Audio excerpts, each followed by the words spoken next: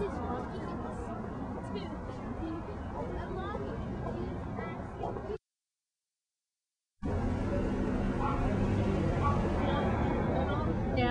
we're out here tonight because the president obviously didn't hear us. He's not listening to the American people. How about Nancy Pelosi? Words for her, words of wisdom? Well, I think Nancy Pelosi, as the new female leader in Congress, has got to invoke every means at her disposal to curb the power that this president thinks he has. He is answerable to the people. So Congress has to invoke their power, and if that means using the power of the purse, so be it. That's what they've got to do. They can't fund this redeployment of these new troops in Iraq. They can't do it. Hi, how are you? People have spoken. We said, no, we don't want this war. President Bush does, but it's our country, not his. Beautiful. Well, I would like them to stop this terrible war, and they are certainly going nowhere with it, and it's time for them to just back down and for the Democrats to stop being wimps as they have been. So please stop the war and don't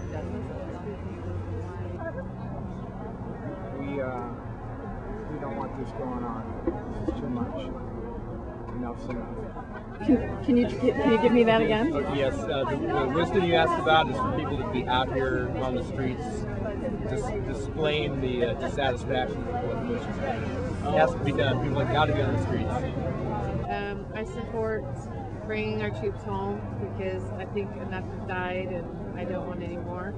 So I think we can let it go and not keep going with more deaths. I'd like to stop it. Be here, and we're doing what we can, and we're all enthused about the opportunity to speak up.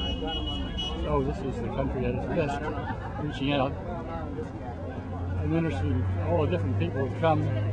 It's better than doing nothing. So I'm glad you're taking pictures and helping to make the country work better. Thank you.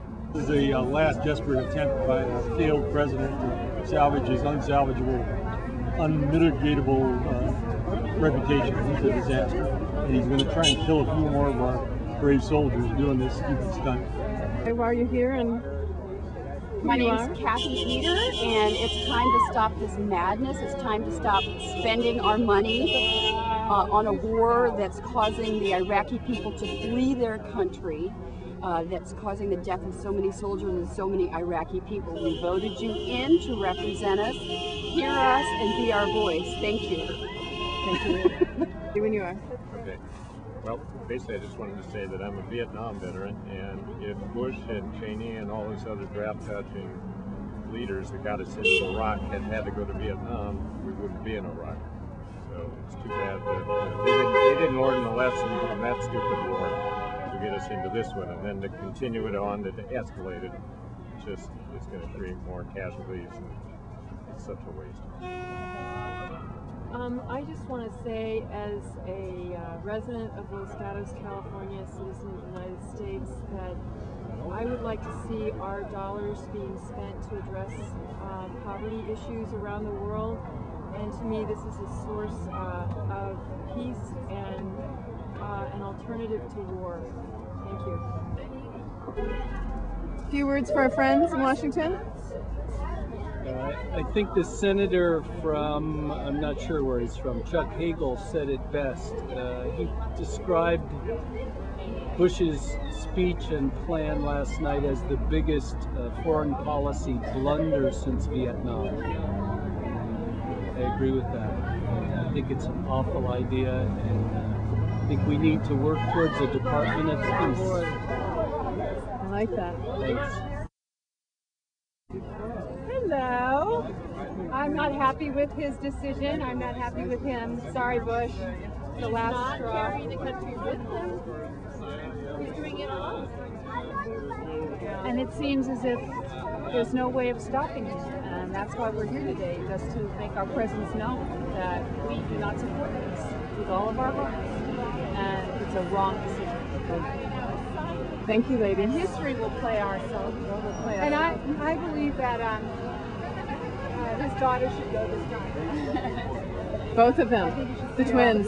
Send the twins. So here. Tell me what you know. Okay.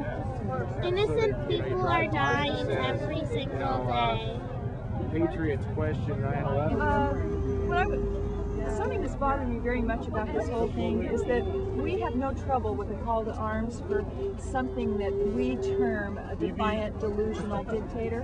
And yet what I see happening here is that without any representation, we have a man who controls this country, unfortunately, taking us down a unilateral path to what I see is debt and horrendous destruction, not only in our country, but in the country we're imposing this kind of, as I say, unilateral decision making.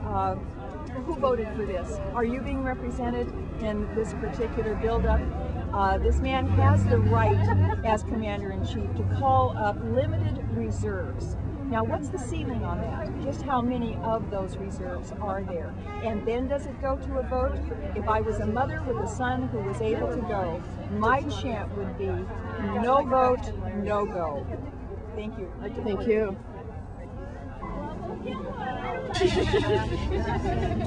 All right.